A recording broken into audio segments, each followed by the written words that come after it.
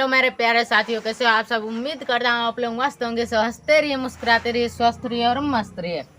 तो आज मैं फिर से लेकर के आया हूँ कक्षा 10th, कक्षा 10वीं का फिजिक्स है। तो इसमें जो हम आगे पढ़ रहे थे उसको हम आगे बढ़ा रहे हैं, समझ गए। तो अगर इस चैनल पर हमारे इस परिवार में जो नए सदस्य हो वो इस चैनल को सब्सक्राइब कर लें और जितना हो सके अपने दोस्तों के बीच, अपने साथियों के बीच शेयर कर लें, ताकि उनको भी अच्छी से अच्छी शिक्षा, बेहतर से बेहतर शिक्षा मिल सके। तो चलिए आप लोगों का ज़्यादा टाइम नहीं लेते हुए इस टॉपिक को आगे बढ़ाते हैं। इससे पहले मैं आप लोगों को एक बात कहना चाहूँगा कि मंजिल तो मिलेगी भटक कर ही सही, लेकिन गुमराह तो वे हैं जो घर से निकले ही नहीं। इसीलिए आप पढ़िए और मंजिल तो जरूर मिलेगी। अगर आप पढ़ेंगे तो मंजिल जरूर मिलेगी, लेकिन अपने मन से पढ़ना पड़ेगा, समझे। तो चलिए हम आप लोगों के सामने ये टॉपिक स्टार्ट करते हैं। देखिए टॉपिक क्या है। टॉपिक हमारा है कि एक क्वेश्चन हमको फर्स्ट नंबर में हमको एक क्वेश्चन मिल जाता है। क्या मिल जाता है कि लेंस के, देखिए फर्स्ट नंबर यहाँ हमको क्वेश्चन मिल जाता है कि लेंस के प्रकाश के केंद्र से उसकी फोकस की दूरी को डैश कहते हैं, डॉट डॉट कहते हैं। अब देखिए किसी भी लेंस में प्रकाश केंद्र यानी कि मुख्य केंद्र से उसकी फोकस की दूरी को क्या कहते हैं, तो उसकी फोकस दूरी कहते हैं। क्या कहते हैं, फोकस दूरी कहते हैं। तो वही हम यहाँ लिख देंगे फोकस दूरी। तो चलिए उम्मीद करता हूँ यहाँ आप लोगों को कोई प्रॉब्लम नहीं होगी। अब देखिए इसमें क्या है, टॉपिक हमारा है प्रतिबिंब। क्या है प्रतिबिंब, यानी कि चित्र क्या है। तो लेंस से जो प्रतिबिंब बनता है, हमने दर्पण में कुछ अलग टाइप से प्रतिबिंब बना तो अलग टाइप से पढ़ाया, और लेंस में कुछ अलग टाइप से प्रतिबिंब बनता है तो उसका कुछ अलग टाइप से होगा डेफिनेशन। तो इसमें देखिए प्रतिबिंब क्या है, देखिए किसी बिंदु स्रोत से आते प्रकाश की किरणें लेंस से अपवर्तन के बाद, यानी कि किसी बिंदु स्रोत है, कोई बिंदु स्रोत है मान के चलिए। अब इससे जो है कोई प्रकाश जाएगा, प्रकाश किरण जाएगा, जो यहाँ लेंस मान के चलिए यहाँ उत्तल लेंस है, इससे टकराएगा तो फिर यहाँ आएगा, फिर यहाँ से फिर यहाँ आ जाएगा। तो अब जो प्रतिबिंब कहाँ बन रहा है, तो यहाँ बन रहा है ना। तो वही बात कह रहा है कि अपवर्तन के बाद जिस बिंदु पर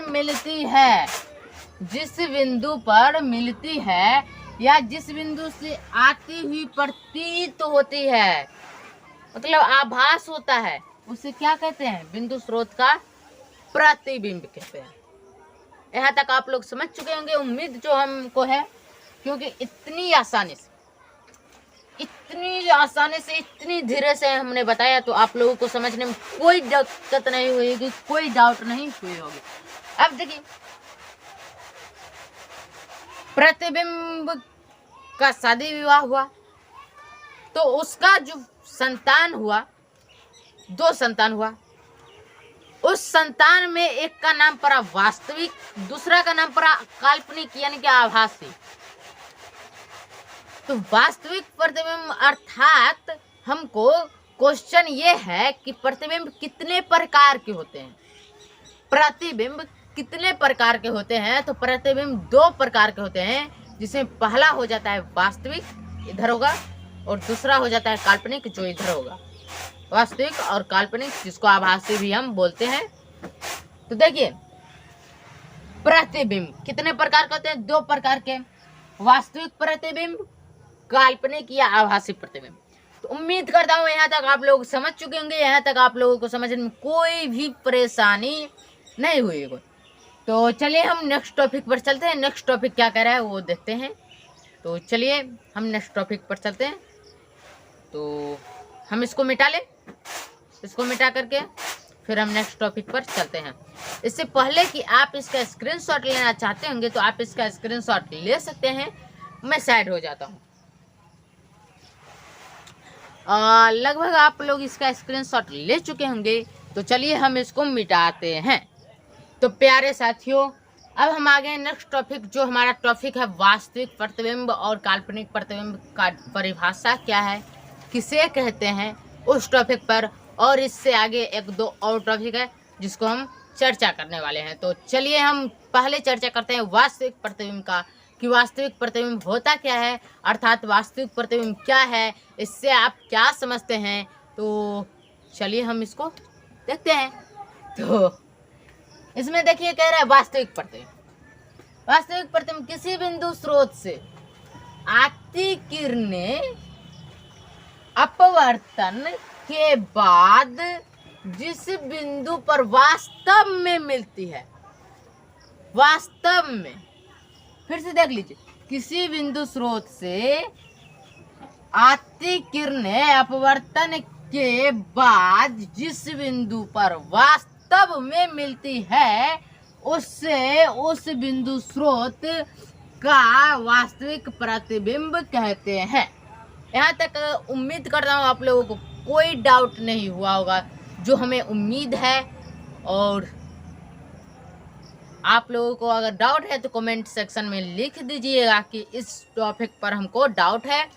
तो चलिए अब हम नेक्स्ट चलते हैं काल्पनिक प्रतिबिंब, आभासी प्रतिबिंब जिसको कहते हैं, उस टॉपिक पर चर्चा करते हैं। देखिए इसमें भी थोड़ा सा अंतर है, परिभाषा ठीक उसी प्रकार से रहेगा कि, तो देखिए काल्पनिक प्रतिबिंब किसे कहते हैं। देखिए काल्पनिक प्रतिबिंब किसी बिंदु स्रोत से आती किरणें अपवर्तन के बाद जिस बिंदु से आती हुई प्रतीत होती है, आभास होता है कि हाँ उस बिंदु से आती होगी, तो प्रतीत होती है, उसे उस बिंदु स्रोत का या फिर उसे उस बिंदु का क्या कहते हैं, आभासी प्रतिबिंब कहते हैं या फिर काल्पनिक प्रतिबिंब कहते हैं। तो उम्मीद करता हूँ यहाँ तक आप लोगों को कोई डाउट नहीं हुआ होगा। चलिए नेक्स्ट टॉपिक, दो टॉपिक हमारा रह चुका है, इसको भी कर लेते हैं। लेकिन नेक्स्ट टॉपिक हमारा है कि आभासी प्रतिबिंब वस्तु की अपेक्षा हमेशा सीधा होता है।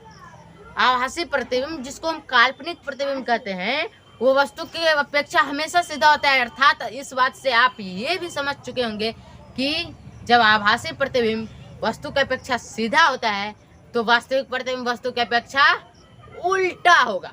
तो यहाँ तक आप लोगों को कोई डाउट नहीं होगा, जो हमें उम्मीद है। चलिए अब नेक्स्ट टॉपिक पर चलते हैं। नेक्स्ट टॉपिक क्या कह रहा है, देखिए नेक्स्ट टॉपिक क्या कह, उत्तल लेंस द्वारा किसी वस्तु के वास्तविक और आभासी दोनों ही प्रतिबिंब बनते हैं। उत्तल लेंस जो है, उस लेंस से किसी भी वस्तु का, चाहे वो वस्तु कोई भी वस्तु हो, उसका वास्तविक और आभासी प्रतिबिंब दोनों प्रतिबिंब बनता है।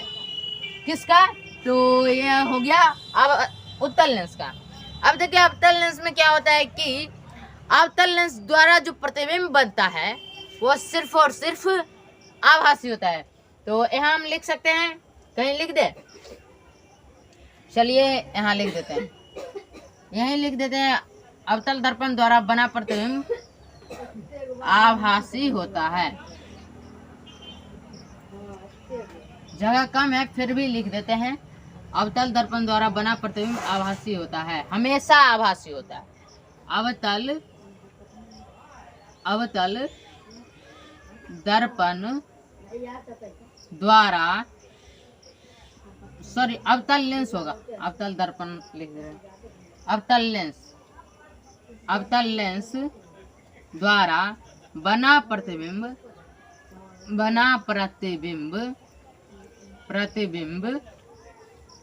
आभासी होता है, आभासी होता है। तो उम्मीद करता हूँ यहाँ तक आप लोग समझ चुके होंगे। तो फिर हम चलिए नेक्स्ट टॉपिक पर चलते हैं। नेक्स्ट टॉपिक क्या कर है तो देख लेते हैं। इससे पहले आप इसका स्क्रीनशॉट ले लीजिए, मैं साइड हो जाता हूँ। उम्मीद करता हूँ ये सभी बातें आप लोगों को समझ में आ चुकी होगी। तो मैं साइड हो जाता हूँ, आप लोग इसका स्क्रीनशॉट ले सकते हैं।